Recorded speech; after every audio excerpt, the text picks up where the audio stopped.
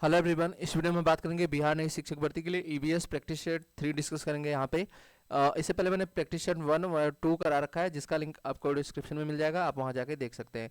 उसके साथ साथ आप अगर previous year paper plus other subject का पेपर देखना चाहते हैं तो डिस्क्रिप्शन जरूर चेक करिएगा, ठीक है। तो आइए चलते हैं क्वेश्चन नंबर 1।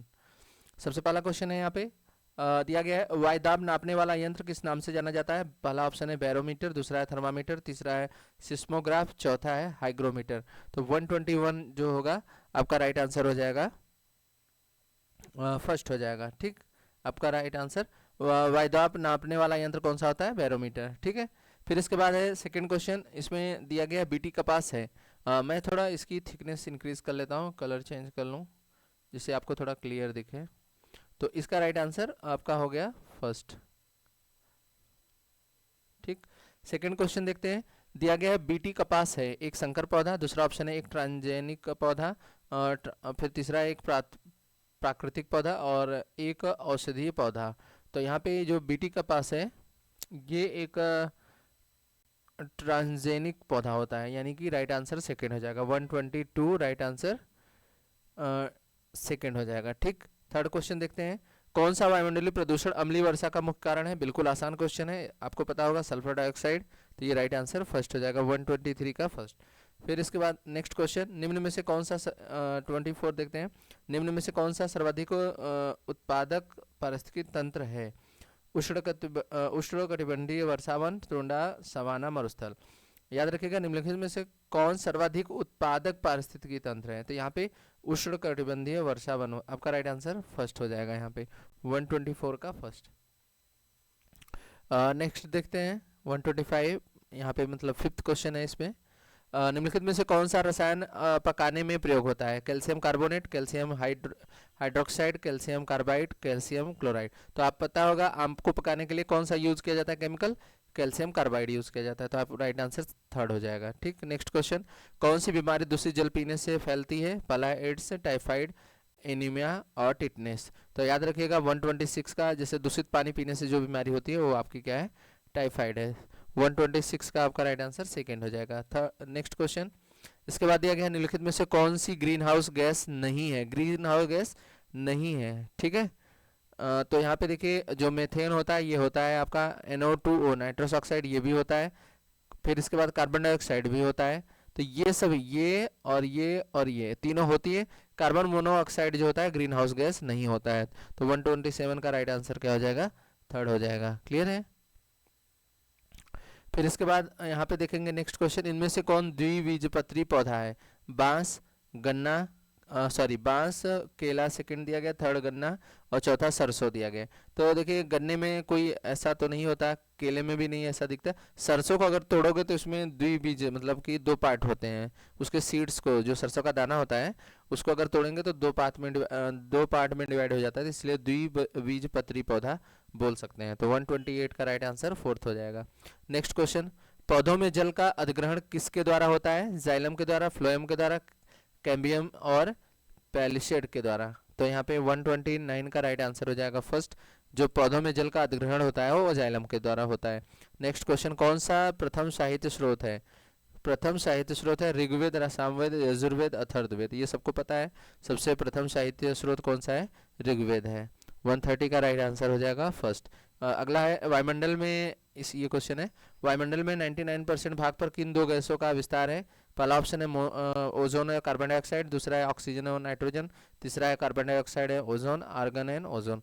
तो आपको पता होगा सबसे ज़्यादा नाइट्रोजन पाई जाती है, तो नाइट्रोजन इसमें देख लीजिए सब कहाँ पे है, एक तो ये रहा नाइट्रोजन, ठीक। और ऑक्सीजन भी मतलब 78% आपका नाइट्रोजन पाया जाता है और 21% आपका 21% और ये 78%। तो ये आपका ऑक्सीजन, यानी कि राइट आंसर ऑक्सीजन और नाइट्रोजन।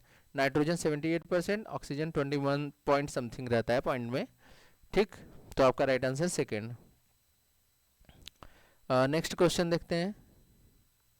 नेक्स्ट में दिया गया है कि पर्यावरणीय अध्ययन में शैक्षिक भ्रमण का मूल उद्देश्य बच्चों की ऊर्जा को विकसित करना, छात्रों के लिए प्रत्यक्ष अनुभव, सामाजिकरण को बढ़ावा देना, टीम भावना। तो यहाँ पे प्रत्यक्ष अनुभव के लिए इंपॉर्टेंट होता है ये।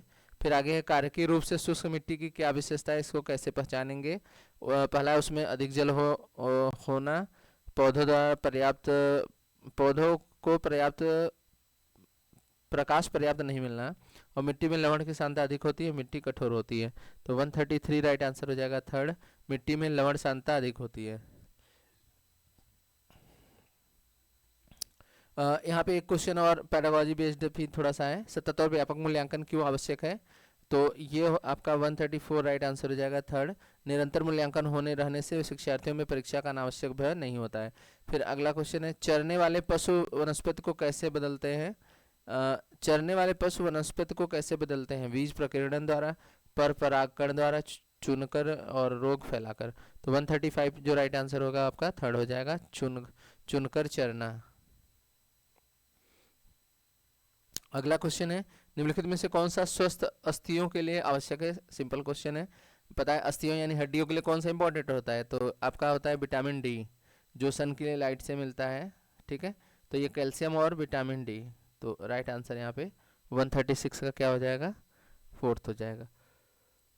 अगला क्वेश्चन है, भारत में हिमालय की सबसे ऊंची चोटी कौन सी है? Mount K two, mount Everest, mount Kanchenjunga, mount Dhaulagiri.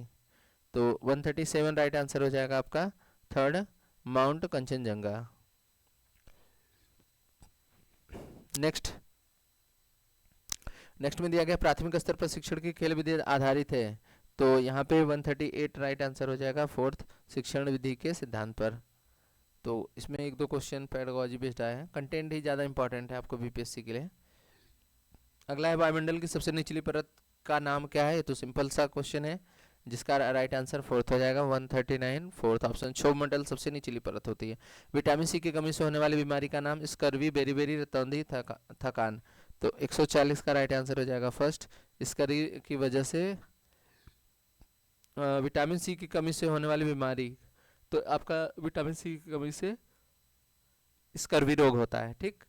Next question, इसमें दिया गया है कि भारत की प्रथम महिला आईपीएस अफसर कौन है?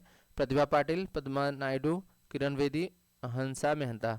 तो यहाँ पे किरण बेदी जो है प्रथम पहली महिला आईएएस अफसर बनी थी। फिर अगला है, असम राज्य का प्रसिद्ध एक सिंह गिरने वाला वन्य जीव अभ्यारण्य कौन सा है? मानस, दूसरा है कांजीरंगा, तीसरा है गिर जंगल, कान्हा किसली। तो यहाँ पे राइट आंसर सेकेंड हो जाएगा, कांजीरंगा।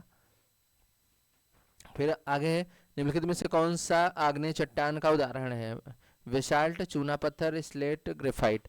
तो 143 राइट आंसर हो जाएगा फर्स्ट आपका, बेसाल्ट। अगला क्वेश्चन,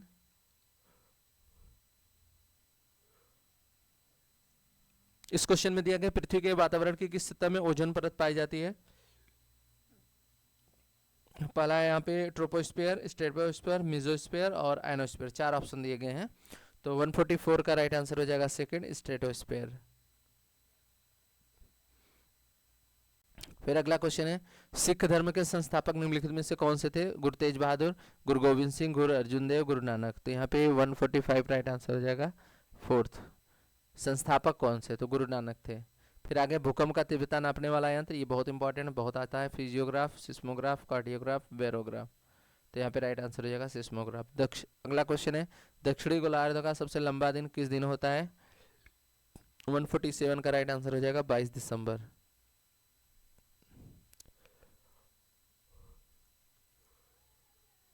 अगला क्वेश्चन देखिए, सत्यार्थ प्रकाश के लेखक का नाम? स्वामी दयानंद सरस्वती, स्वामी विवेकानंद, राजा राम मोहन राय, मदन मोहन मालवीय। 148 राइट आंसर हो जाएगा फर्स्ट, स्वामी दयानंद सरस्वती। बिहू भारत के किस राज्य का लोक नृत्य है? तो ये आप सिंपल पता है, एक ही राज्य का, बिहू। बिहू जो है असम राज्य का लोक नृत्य है, ठीक है। बिहू, क्वेश्चन में ये पूछा गया था कि बिहू भारत के किस राज्य का लोक नृत्य है? तो यहाँ पे ये होगा असम। फिर इसके बाद है लास्ट क्वेश्चन, खाद्य श्रृंखला के परस्पर समूह को कहा जाता है? खाद्य चक्र, श्रृंखलाक्रिया, खाद्य जाल, बायोमास का पिरामिड। 150 का राइट आंसर हो जाएगा थर्ड, इसे बोलते हैं खाद्य जाल। तो ये थे आपके यूएस के इंपॉर्टेंट क्वेश्चन। वीडियो कैसा लगा? वीडियो पसंद आया तो लाइक करिएगा और चैनल को सब्सक्राइब करिए। Thank you for watching, have a good day.